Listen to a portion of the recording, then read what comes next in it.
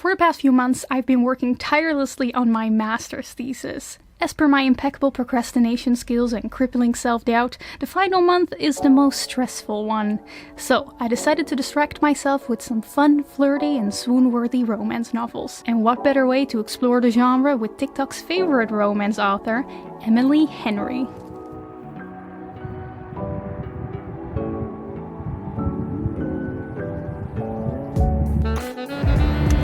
Google pensare che sia io che YouTube questa post non ti lo facciamo.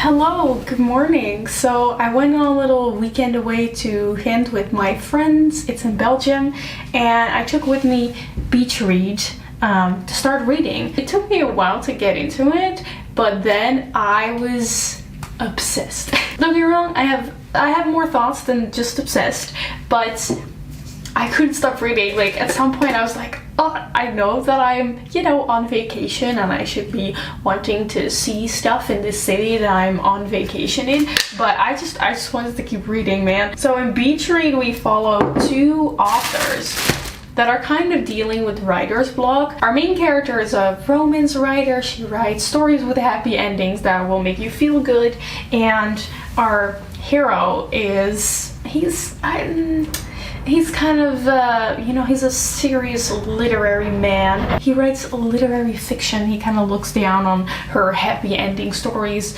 And as kind of part of a deal, they decide to write a book in each other's genre, which is a super cute setup. And the whole thing takes place in this like cute beach house. I will say that Gus, our love interest, he's definitely one of my favorite love interests that I've read. He's kind of my type. He's like a writer. He has dark fluffy hair. It's already graying a little bit even though he's only 30. He's a serious literary man that kind of looks down on the main character. Is it bad that I like him? Maybe. I don't know what this says about me, but I like him. And let me tell you, they have so much great chemistry. Like, one of the things that I love in it's kind of rivals to lovers. That's the thing. It's kind of rivals to lovers between them. And they have so much fantastic banter. Like, that thing, that is keeping me going throughout this book. It's just the conversations between the two, the little quips, the witty banter. It's great. So there are definitely things that I'm not enjoying about this book as well, but my camera is about to die, so I'm gonna have breakfast and then we'll talk about it more when I read a little bit more. Also, I wanted to say, it's the morning right now, I'm making my breakfast, and I need to get back to working on my thesis again, because I'm still working on my thesis. It really is at its end point. I am almost done and ready to graduate university, which is weird and scary, but I still need to work for a few more weeks. So it's nice to just have a fun, happy ending, feel-good book to read during the time. Although Beach Read, it's not a feel-good book, but we'll talk about that later because my camera is about to die.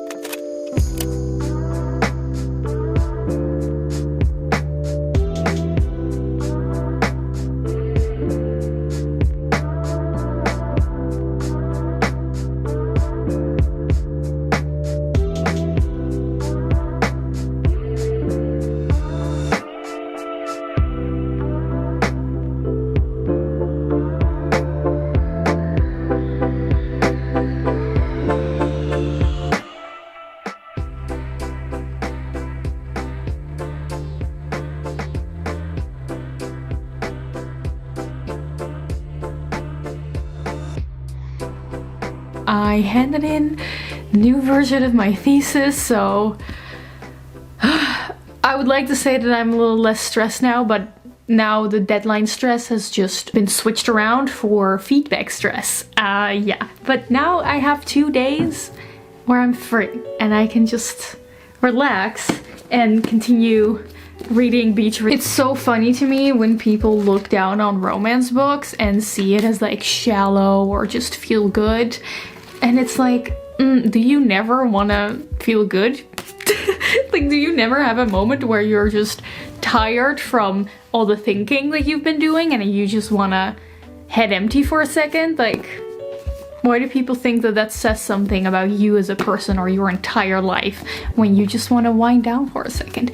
Anyway, little segue here. That's kind of what this book is about. What I find really interesting about the story and that I'm really enjoying is this discussion of how feel-good stories are somehow looked down upon, you know? Like, our main character, January, writes happy ending romance books, and it really touches on how people somehow I've spoken about this in my videos before, how somehow as a society we've decided that things that are joyous and happy are less realistic, which is, if you think about it, is really sad. Like, why did we collectively decide that joy and happiness are not as realistic as having bad things happen to you? So I really appreciate that about this book, but the funny thing to me is that the exact same thing is happening to Emily Henry. Because the thing with Emily Henry's books, or at least Beach Read, and I can attest that it's true so far, is that they're not necessarily feel-good romances, you know? Like, the characters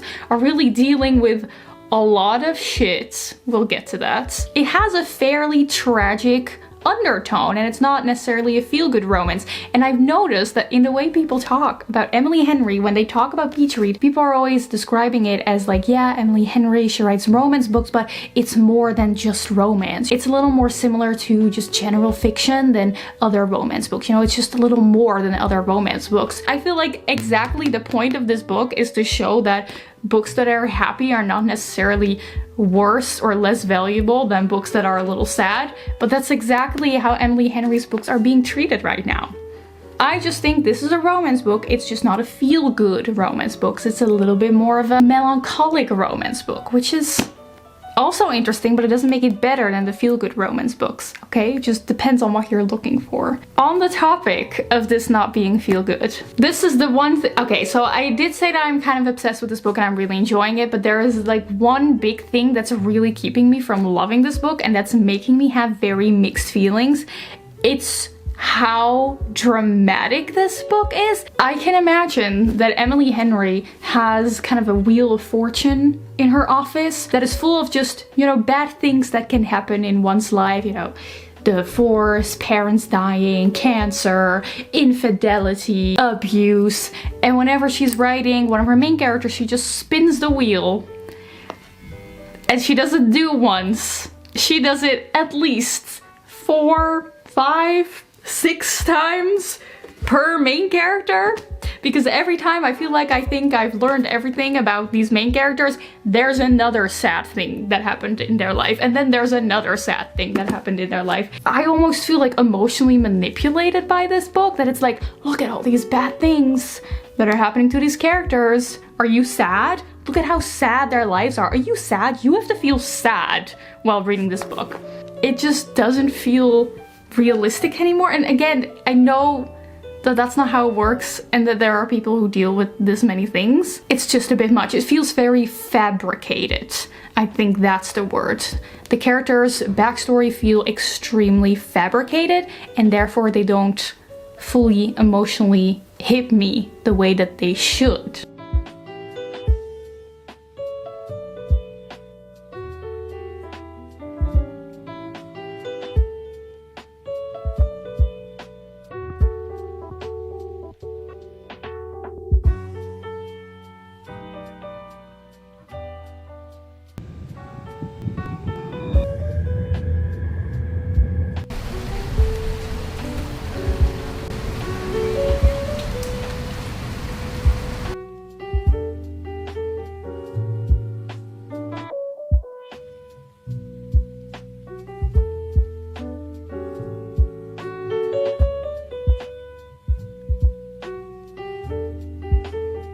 So here's the thing. I wanna cry. I really want to cry. I've been stuck. Oh, a little stuck. I still have 50 pages left of beach read, and I've been having 50 pages left of beach read for a while now. And I noticed that, you know, when I started reading this book when I was on my little weekend away with friends, I zoomed through it. I was so into it. And then I came back and I had to continue working on my thesis again. And I just could not bring myself to just sit down and get obsessed with a book. So I've barely been reading in this, and I don't think that's the book's fault. And it's so annoying because every time when I feel I need, you know, just like a fun romance book the most, I can't get myself to read it. And the only thing I can get myself to do right now in my free time is just rewatch Brooklyn Nine-Nine for the 10,024th time. Okay, the reason I'm checking in right now is because tomorrow I have my final presentation for my thesis.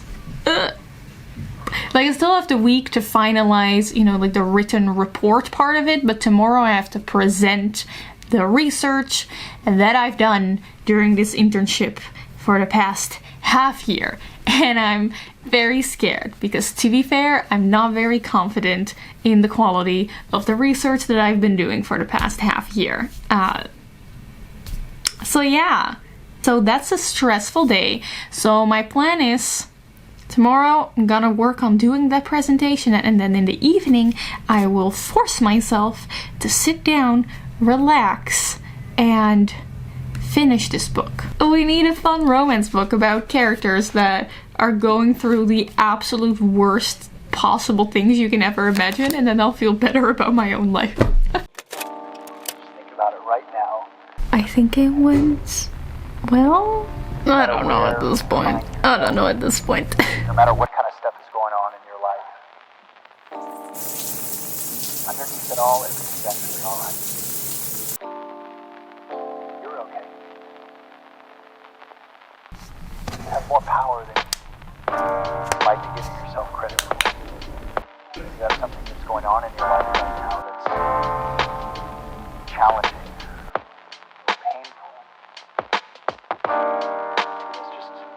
Reminder to take a little bit better care of yourself.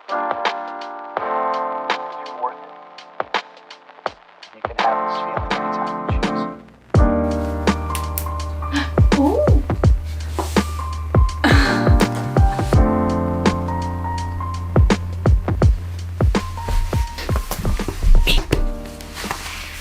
Ooh. Now this is what I call a cute setup. I finished Beach Read by Emily Henry. I'm still a little bit of a fangirl for Gus, which I don't know if that's, I still don't know if it's a red flag, and maybe I should look into this. We're gonna brush past it. Whoa, there's a lot of dust under my bed.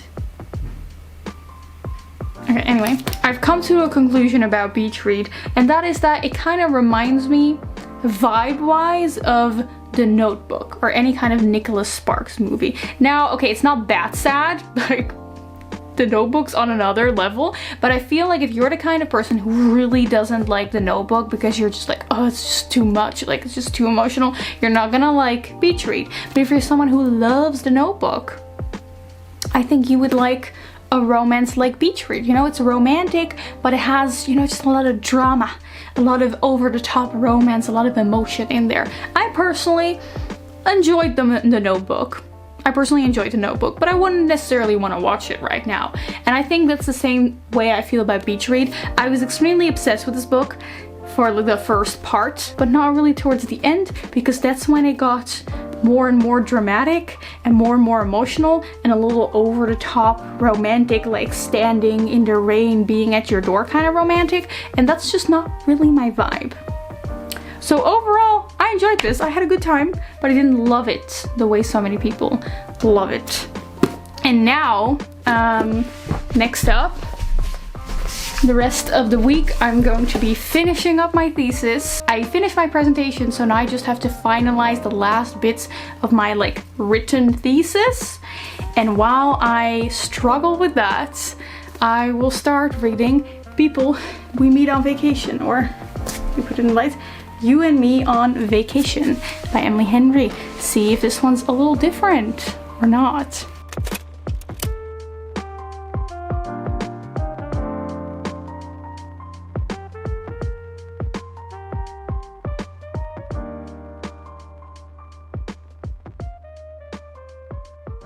I really noticed that I have newfound motivation to just start working again and finalize the last bits for my thesis.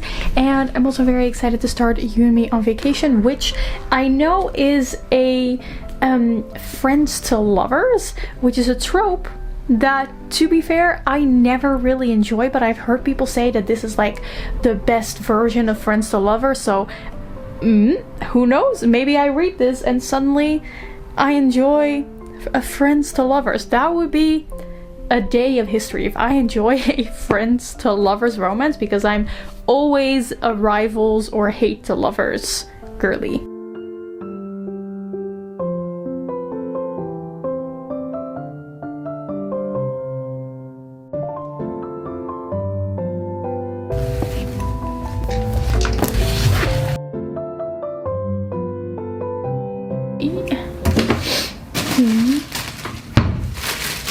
Good morning again, guys. We are back at the kitchen where it all started. It's a little weird that it's already been 2-3 weeks since I did the update here because that's when I handed in my second version. Today I have to hand in my final version, so a little bit more stressful situation. It's a little weird to be working on like the final things of your thesis right before graduating while reading about Poppy and Alex having fun on their little vacation sitting at the cocktail bar, and I'm just thinking like, I wish that was me right now. So far I'm not hating the friends to lovers. I think I don't know what it is about friends to lovers that I just really don't like. Like, there has to be some kind of psychological reason why so many people don't like friends to lovers and other people do really love it. I don't know. It's just the idea of being like really close platonic friends with someone only to then find out that the other person had like an ulterior motive, like was secretly in love with you the whole time. It's just, I don't find that like very romantic. I just really don't like that. In the meantime, I have to finish my thesis today.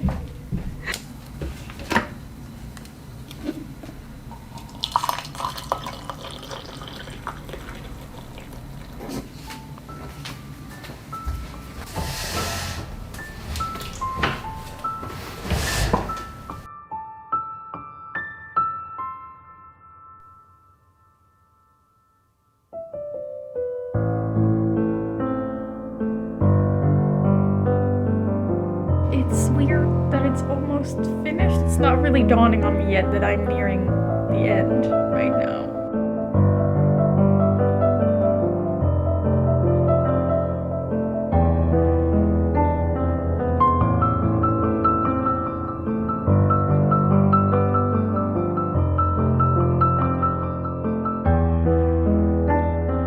I basically slept. I slept for 10-11 hours.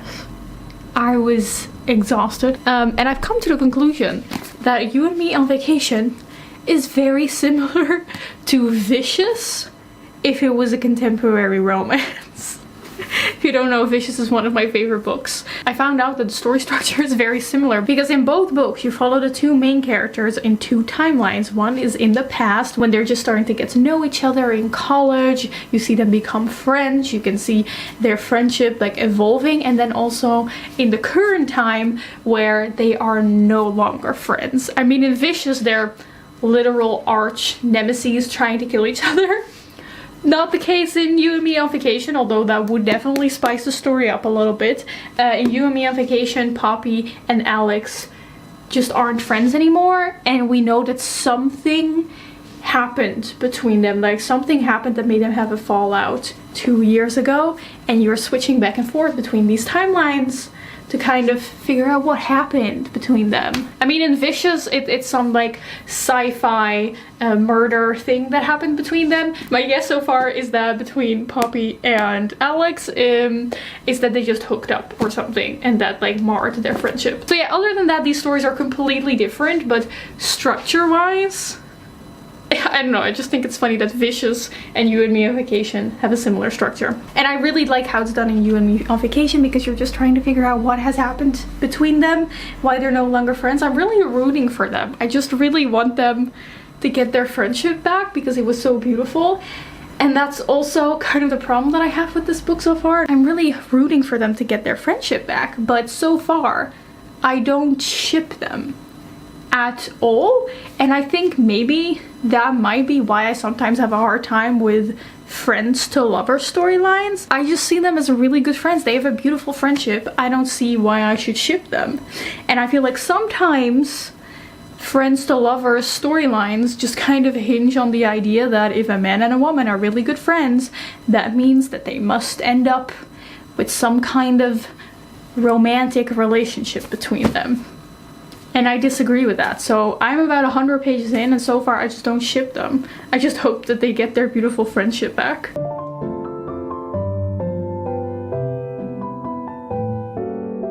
Look who stole my reading spots. You wanna read?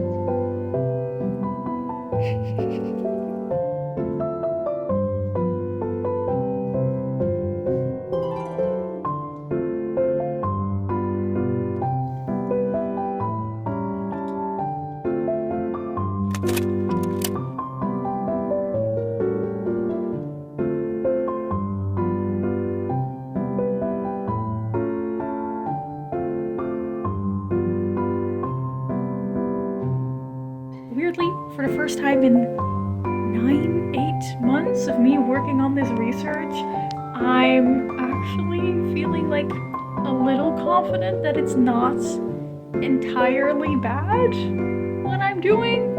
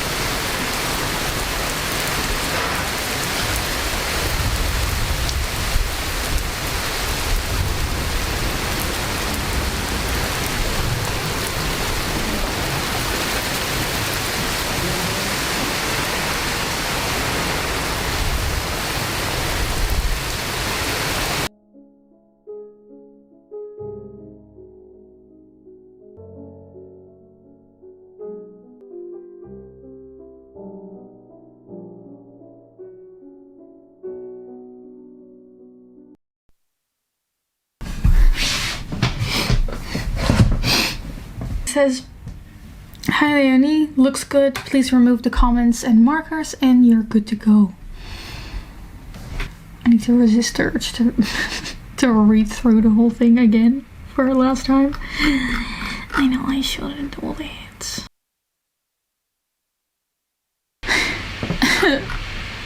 I don't wanna. I'm so scared of accidentally handing in the wrong thing. Okay, I'm gonna click it. I'm gonna click on hand in form.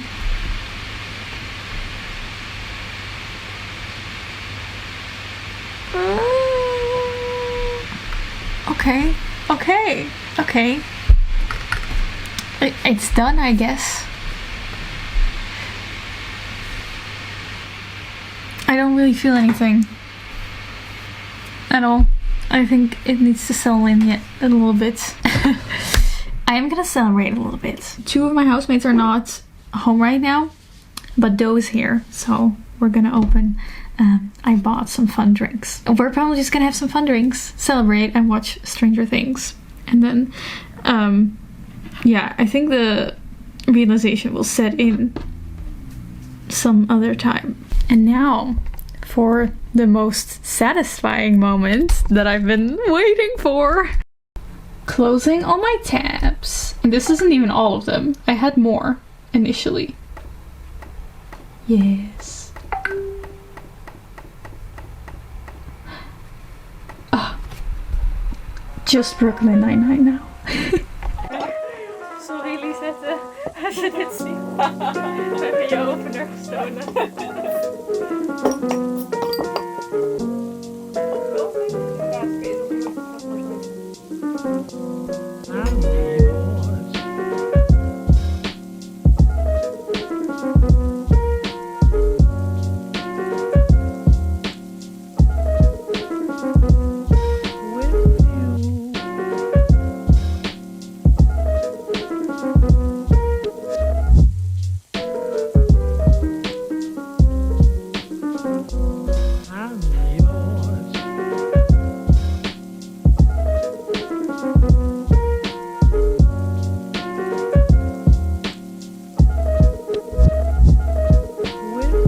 I'm at a point where I finished my internship, and with that hopefully everything I will ever have to do for university, but it hasn't really set in yet. Like the realization, it's not there. It's absolutely not there yet.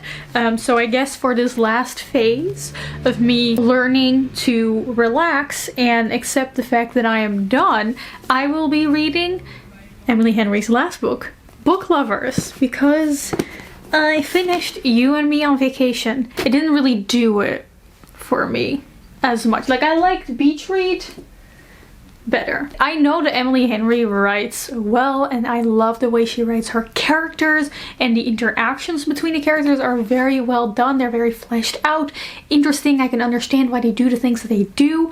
It's well written. I think Friends to Lovers just isn't really my thing, or I just didn't really like the way that it was executed here. Hi, because I'm still stuck in the analytical thesis mindset, but no thesis to work on anymore, I made a 7-step guide to how I prefer to see the Friends to Lovers trope, coming from someone who's not really into Friends to Lovers trope, so your opinion may vary from mine. That will not stop me, however, from taking you through the guide. This will also show you where exactly I think You and Me on Vacation failed in my plan. So, Friends to Lovers. First, very important step is, of course, why are they not just dating? You know, if they're supposed to be super in love with each other at the end of the book, why didn't they just pursue each other romantically at the start? There has to be a very good reason. It could be that one of them was already in a relationship. It could be a right person, wrong time kind of thing, or my personal favorite,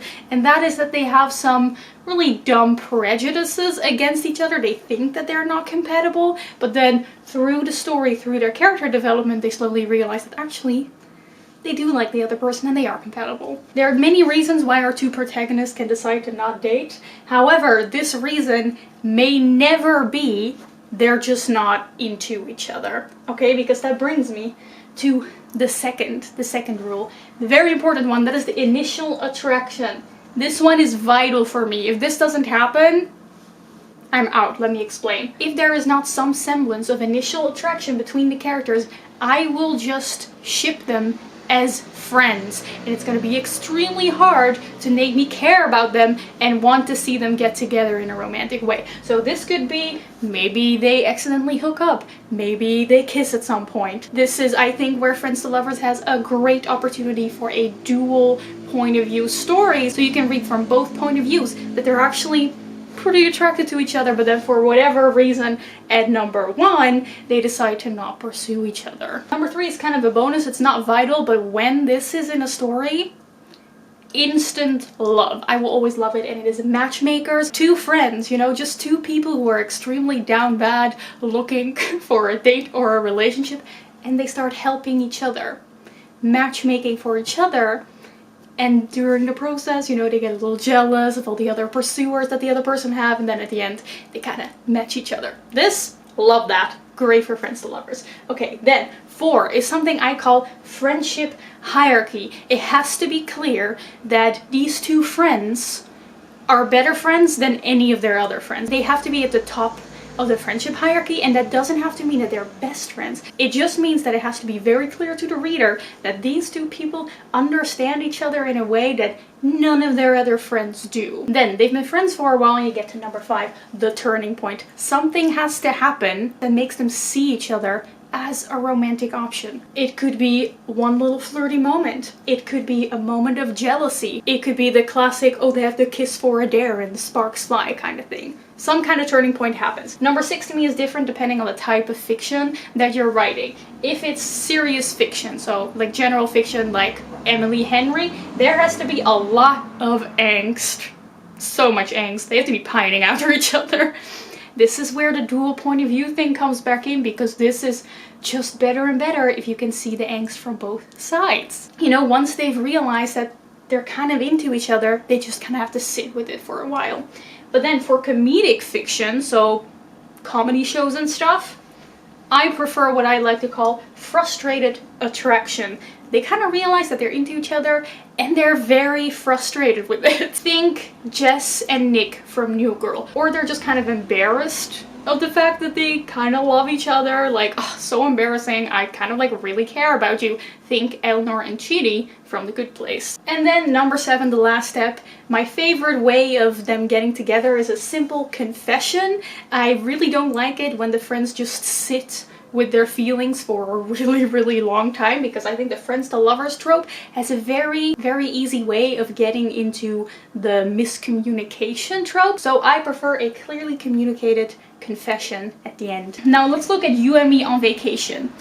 It does a really good job at, it's really clear why they're not dating at the beginning. Most of the story, it's just a right place, wrong time kind of thing, where one or the other is always dating someone else. It's super clear that Alex and Poppy understand each other in a way that no one else does. It does the turning point really well. I will not say how, because spoilers, insane angst, absolutely. But where this book completely failed for me was the initial attraction part. Like I said, for the first 100 pages, I just wanted them to be friends, and in no way did I feel like they should have been together. It took way too long for them to actually be attracted to each other. So I think what would have made this book a lot better is when they first met in college, something had like happened between them. Or I think the book could have benefited from a dual point of view, so you could see them kind of pining after each other. That would have made the book better for me. But that's just my opinion. This is my personal guide. Let me know if you have any book recommendations that really fit the guide, and let me know if you agree with me. Okay, now that I've done enough analyzing, I clearly need a break. Now that I've done enough analyzing, I think it's time for me to learn how to relax and read Emily Henry's last book, Book Lovers.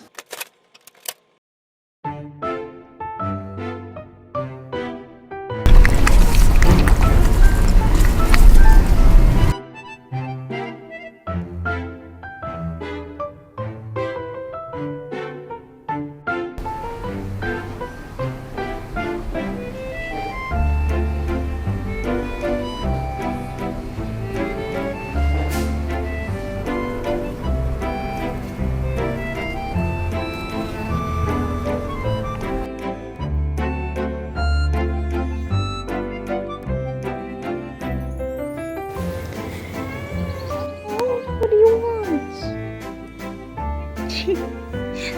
Oh, puppy. Just squealing. It's so cute. This book has no conflict. It's really just two people flirting with each other and liking each other. I don't know, my cat wants to be pet. Hello, Momo. Oh, no. Okay.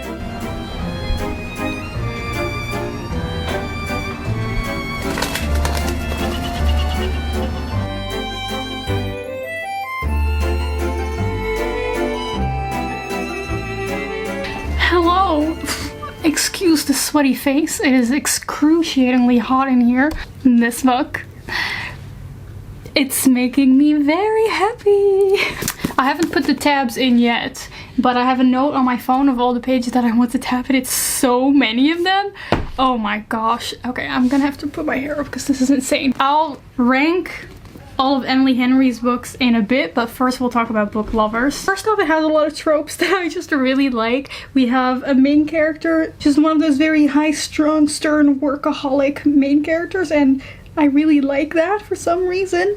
I guess it's marketed as rivals to lovers, but I feel like it's not really that. Like, yes, she keeps running into her work nemesis. You know, she's a literary agent and he's an editor, and they're kind of annoyed with each other a little bit, but I feel like a friendship forms super, super quickly. It feels more like brief rivals to friends to lovers, which is one of my favorite tropes. It also has a trope that I would like to call they're both dumbasses, which basically means that they're both too stupid to realize how compatible these are. You know, the reader sees that they're clearly made for each other. Like, they're both these workaholic, super organizational people surrounded by small town folk that are very unlike them, and it's so obvious when you're reading, like, come on, they need to be together, like they're perfect for each other, but they're too dumb to see it, and they keep getting sidetracked by the fact that they're, I guess, colleagues and kind of rivals. Amazing. You know how people always talk about the grumpy sunshine trope, with one very happy character and then one grumpy character, and then they complement each other?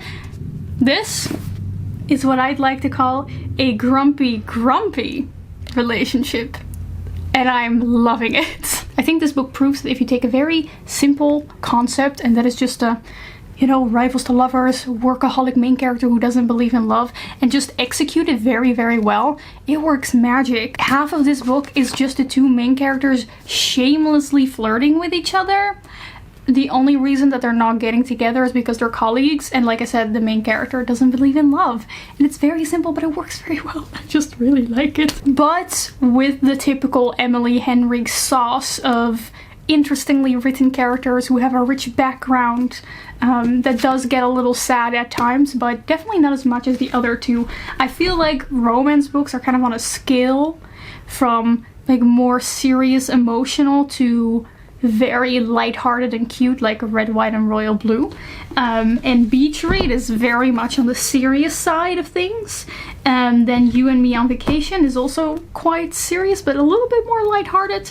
And then Book Lovers is, I feel like it's kind of over the middle. Like, it leans a little bit more towards lighthearted. And I think that is why this one's my favorite, because I noticed that I personally just really prefer romance novels that are very cute and silly, quirky, flirty, you know? Like Talia Hibbert's romance books, whereas I think Emily Henry is mostly known for writing slightly more serious, emotional, hard-hitting romances. And if I were to rank these, my least favorite one was definitely You and Me on Vacation. This one, it just didn't really stick with me at all. I enjoyed it, but nothing more. Then we have Beach Read, which I absolutely adored at the beginning. As you can see, all of my annotations are at the start of the book. Obsessed, and then it kind of just went a little downhill. Just a little too over the top for me. And then way ahead of all the other ones, way ahead, we have Book Lovers, which I thought was great. So that was my foray into Emily Henry's romance novel as an attempt to distract myself from the stress of finishing my thesis. I finished my thesis. It still hasn't settled in. Like, I'm still not realizing it. I'm about to leave tomorrow on a week-long trip to Rome, so hopefully that's when the freedom feelings will finally settle in. I did realize that when I'm stressed, I have a hard time just sitting down and picking up a book, and it's a lot easier for me to just, you know, watch a Netflix TV show, which is also totally fine. So I noticed that when I was the most stressed, I was actually reading the least. But these books definitely gave me a lot of enjoyment, and I'm very happy that I finally read Emily Henry. So let me know what you thought of her books. I really hope you enjoyed this video. I'm excited to be making more reading vlogs. Probably also reading vlogs are coming again that don't have a specific theme, but just general weekly reading vlogs. I've just been having a lot of fun editing these kind of videos, so I want to make more vlogs coming. So yeah, if you'd like to see more of that, make sure you subscribe, and you can also follow me on social media, Instagram, Twitter, @thebookleo. I really hope you enjoyed this video, and I will see you soon with another video. Goodbye!